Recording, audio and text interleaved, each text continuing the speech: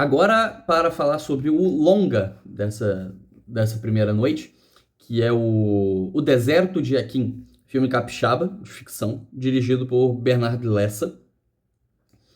É, Conta a história de um Joaquim, né, o Deserto de Joaquim, um médico cubano que faz parte do programa Mais Médicos, só que aí o filme se passa em 2018, então em plena ascensão do bolsonarismo, o que obviamente traça muitos paralelos com a atualidade, isso é inegável.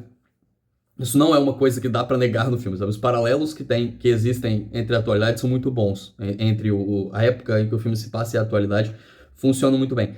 Mas só que por conta dessa ascensão e da posterior eleição do Bolsonaro, o programa Mais Médicos é extinto. E aí o Joaquim precisa decidir se ele vai voltar para Cuba ou se ele vai permanecer no Brasil, com o risco de não poder exercer medicina, porque uma das questões é que os diplomas dos médicos cubanos seriam invalidados e teriam que passar por uma reavaliação, pensando aqui no Brasil. Então ele teria que, ao menos, fazer uma parte de faculdade novamente, alguma coisa desse tipo.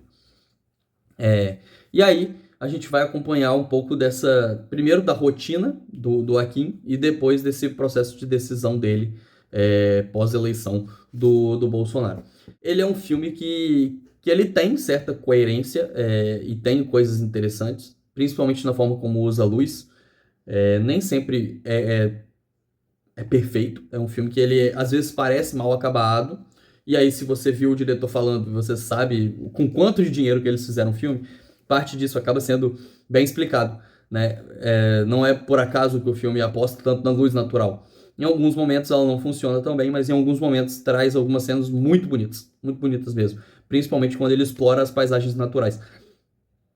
Ele não estabelece exatamente onde o Joaquim está aqui no estado, mas parece ser ali na região de Itaúnas, né? Então o filme usa as dunas, usa a areia, tem até uma parada de realismo fantástico com a areia, uma metáfora com a areia.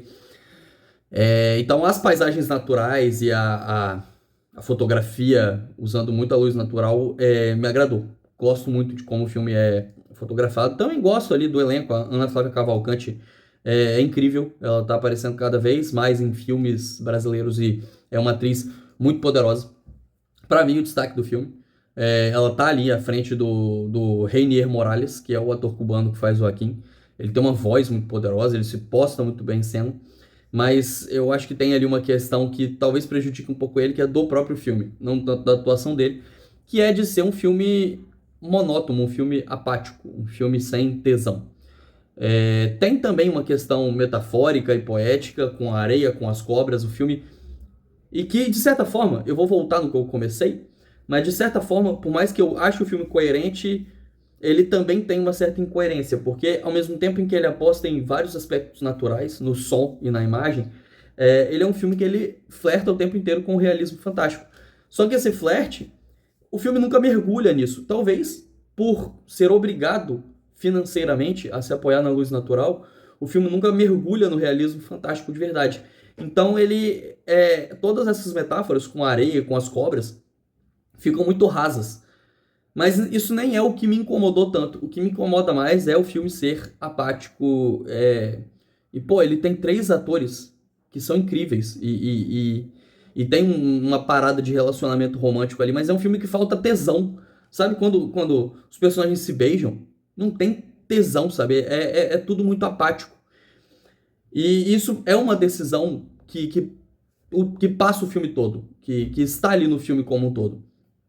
A falta de tesão, a apatia, de certa forma, é uma apatia compreensível, porque ele é um personagem que ele está dividido entre dois mundos, né? Ele fala em dado momento que ele não gostaria de voltar para Cuba, porque ele tem coisas muito legais no Brasil, mas ao mesmo tempo ele não sabe se ele vai ser feliz no Brasil, porque ele gostaria de voltar para Cuba.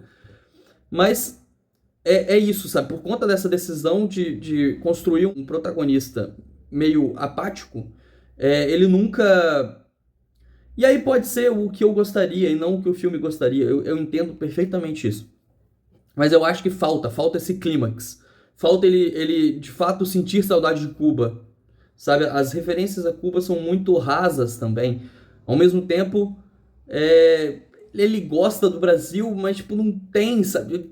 É aí que falta esse tesão, sabe? Porque ele tem o relacionamento com o Sérgio, ele tem o relacionamento com a Érica, mas não parece que em nenhum momento que esses relacionamentos são o suficiente para manter ele no Brasil. Você realmente acredita que ele vai voltar para Cuba? Porque, tipo, legal, são relacionamentos bonitos, os personagens são legais, mas, tipo assim, não tem aquele. Nossa, ele quer muito ficar no Brasil por causa dessas pessoas, sabe? A vida dele é muito comum, é muito. E ao mesmo tempo que é compreensível que seja uma vida comum, porque é uma vida comum, a vida é comum. Esses médicos que estavam aqui, eles não viviam vidas surpreendentes, sabe? Eram médicos que atendiam no interior. Depois o filme até se encerra com algumas fotos muito bonitas. E é isso. Eles viviam vidas mundanas no interior, convivendo com as pessoas normalmente. Não tem nada, é uma parada rotineira.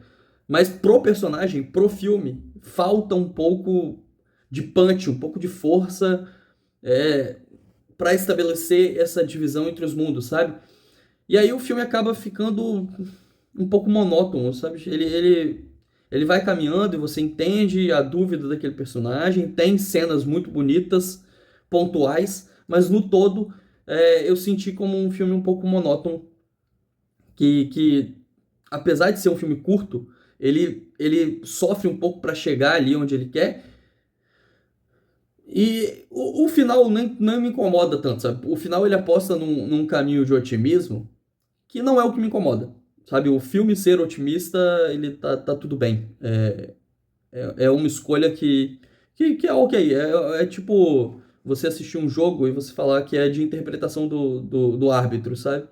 Isso cai totalmente pela interpretação. Você poderia prezar, parte do público talvez gostaria se o filme fosse um pouco mais sofrido, mas não, ele vai para um otimismo que eu acho que funciona. Dentro do todo é um otimismo que funciona, apesar dele ser constantemente atrapalhado por essa apatia do personagem. Mas, e aí é um pouco triste dizer que eu não gostei de um filme capixaba. Mas eu não gostar do filme não quer dizer que você não vai gostar. Talvez você entenda esse personagem de outra forma e mergulhe no filme. Porque, querendo ou não, é um estudo de personagem. O que o Bernardo Lessa faz aqui é um estudo de personagem. Então, vai muito de você se conectar com o personagem e com a forma como ele é trabalhado. Quem se conecta, acho que vai gostar muito mais do filme e talvez sinta um pouco mais desse sentimento que o filme quer passar. Ele vai estrear em breve nos cinemas, né? Estamos aqui, eu tô gravando no dia 20 de julho. Talvez essa crítica seja publicada depois, um pouquinho. Mas eu tô gravando no dia 20 de julho, ele estreia nos cinemas no dia 31. Ainda não tenho informações sobre a estreia, né? Ele deve estrear em alguns cinemas do estado, em alguns outros cinemas pequenos, é um filme independente, então ele deve ter alguma estreia em outras partes do país. E é muito importante que seja assistido na primeira semana. Então, como um capixaba, eu peço que o filme seja assistido na primeira semana. Mesmo por mais que eu não tenha curtido tanto, eu espero que outras pessoas assistam e que outras pessoas gostem de O Deserto de Akin. Mas por hora eu vou dar nota 2 pro filme. Uma nota 2 de 5. Eu fiquei em dúvida entre dar 2 e 3, mas de fato não é um filme que eu curti tanto assim. Mas eu espero que outras pessoas gostem. É isso. Até a próxima. Valeu.